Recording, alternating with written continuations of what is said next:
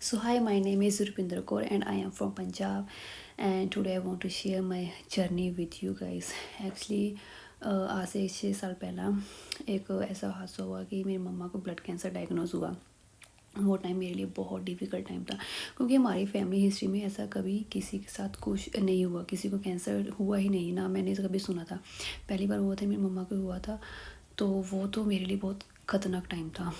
And any how हमने उसको किया, मम्मा का ट्रीटमेंट करवाया, बहुत कराया। दैन उसी वक्त मेरे माइंड में है कि हम हेल्दी लाइफस्टाइल जी रहे हैं, हम अच्छा खाते हैं, क्योंकि हम विलेज में रहते हैं, तो ये डिसीज़ कैसे हो सकती है। दैन मैंने सर्च करना शुरू किया, तो मुझे पता चला कि इस डिसीज़ होने का मेनली दो ही रीज़न होते हैं। पहला तो इमोशनली ट्रॉमा, पेन जो आपके अंदर होती है, कई सालों से चलता रहता है, आप उसको बाहर नहीं निकाल पाते वो। एंड सेकेंडली होता है फूड। फूड हमारे लिए कोई मेजर रीज़न नहीं था, क्योंकि हम अच्छा फूड ही खाते थे, वो मुझे पता था। दैन मुझे समझ में आया कि मम्मा की डिसीज़ का कारण जो है वो है उनका पेन, जो वो कई सालों से उनके अंदर है। क्योंकि मेरे पापा जो थे बहुत ड्रिंक करते थे, एंड वो इतनी ड्रिंक करते थे कि जब भी ड्रिंक करते थे तो हमारे घर में लड़ाई झगड़ा होता ही था। मम्मा को मारते पीटते भी थे मेरे पापा। एंड हमारी लाइफ भी कुछ ऐसे थी, हमको भी कोई प्यार नहीं मिला बचपन में। मम्मा ही करती थी, पापा का नहीं मिला, क्योंकि पापा ड्रिंक करते थे, हमको भी गाली देते थे, क्योंकि हम गर्ल्स थी, तो ओबियसली उनको लड़का चाहिए था, हम अच्छे नहीं थे। एंड ऐसा चलता था, तो मुझे पता चला कि यही रीज़न है मम्मा की इस डिसीज़ का। एंड हम ऐसे थे कि हम अपने डिसीज़न भी खुद नहीं ले सकते थे, वही डिसीज़न लेते थे, पापा डिसीज़न लेते थे, हम क्या खाना है, हमें क्या पहनना है, जहाँ हमारे बाल कितने लंबे होने चाहिए, ये सब डिसीज़न मेरे पापा के ही होते थे। वही हमारे लिए सब कुछ करते थे। मम्मा भी उनके आगे आगे कुछ नहीं बोल पाती थी, क्योंकि ऐसे ही चला आ रहा था। उनकी फैमिली में भी ऐसा था, उनके पेरेंट्स भी ऐसे थे, उनके जो मेरी नानी थी वो भी अपने हस्बैंड की बात सुनती थी, तो मम्मा का भी ऐसा ही था, तो ऐसा चलता आ रहा था। तो हमारे लिए ये कोई न्यू बात नहीं थी। दैन उसके बाद क्या हुआ कि जब मैंने सर्च किया, तो उसके बाद मैंने सोचा कि हमको अपनी लाइफ चेंज करनी चाहिए। ऐसा तो नहीं चल सकता कि हम अपनी लाइफ किसी और के हिसाब से कैसे जी सकते हैं। एंड 2024 दिसंबर में मैंने रितु मैम का एक ऐड देखा, तो मैंने सिल्वर का ज्वाइन किया, क्योंकि मैं विजुअलाइजेशन और मैनिफेस्टेशन में पहले से ही बिलीव करती थी, लेकिन मैं करती नहीं थी, क्योंकि होता नहीं था, पता नहीं था इसके बारे में ज़्यादा। तो मैं पहले से अट्रैक्ट थी उस चीज़ से, तो मैंने वो ज्वाइन किया। उसमें मैंने मम्मा को विजुलाइज़ करना शुरू किया कि मम्मा, मेरी मम्मा हेल्दी हो रही है। मैंने मम्मा को बोला, मम्मा आप भी ऐसे विजुलाइज़ कीजिए कि आप हेल्दी हो रही हैं। बिल्कुल ठीक है, मम्मा भी करते थे। एंड उसी के कारण ही मेरी मम्मा की जो लाइफ थी वो थोड़ी ज़्यादा हो गई थी। वैसे तो कैंसर पेशेंट्स होते हैं जो वो 1 ईयर या 6 मंथ 2 ईयर इतने निकालते, लेकिन मेरी मम्मा के 4.5 ईयर तक मम्मा मैंने सर्वाइव किया, एंड इतने टाइम तक वो हमारे साथ रही। एनी हाउ, तो फेबररी 2025 फेबररी में मेरी मम्मा की डेथ हो गई। तो वो फेज़ तो मेरे लिए और भी ख़तरनाक था, क्योंकि मैं अपनी मम्मा के ही क्लोज़ थी, कोई और नहीं था। तो क्या हुआ कि मेरे लिए तो सब फ्रीज़ हो गया कि अब मैं क्या करूँगी। दैन टाइम निकला, तो मैंने हब को रीजॉइन किया।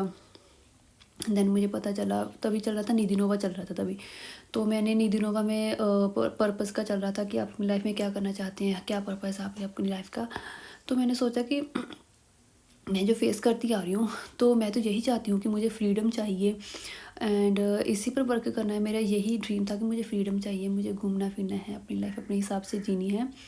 हाँ, मुझे फैमिली भी चाहिए थी, लेकिन फ्रीडम भी चाहिए थी, तो मैंने उसी को आगे लिया।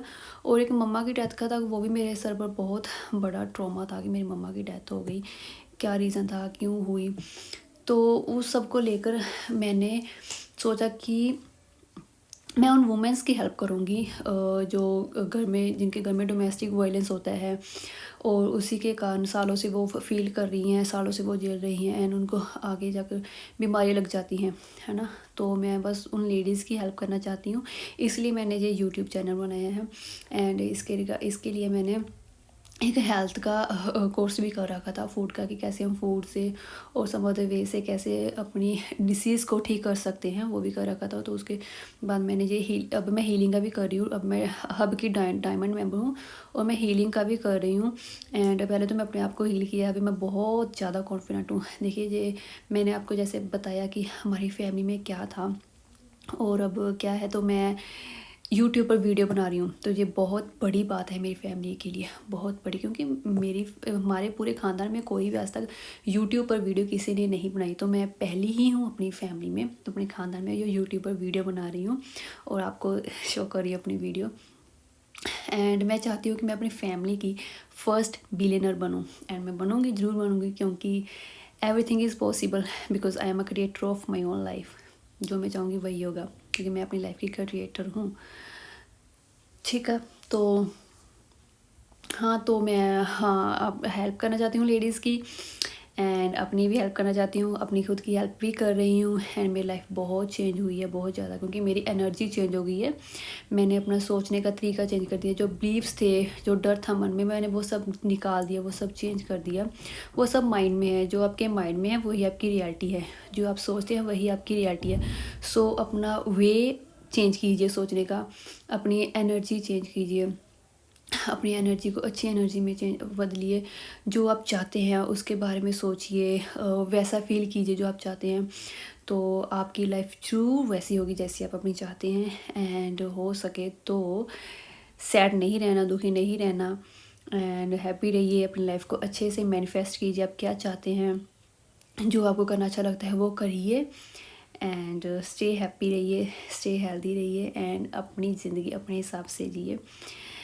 एंड अगर आप चाहते हैं कि मैं ऐसे ही आपकी मदद कर सकूँ, आपकी हेल्प कर सकूँ, तो मेरे चैनल को सब्सक्राइब एंड फॉलो ज़रूर कर लीजिएगा। Thank you, bye bye.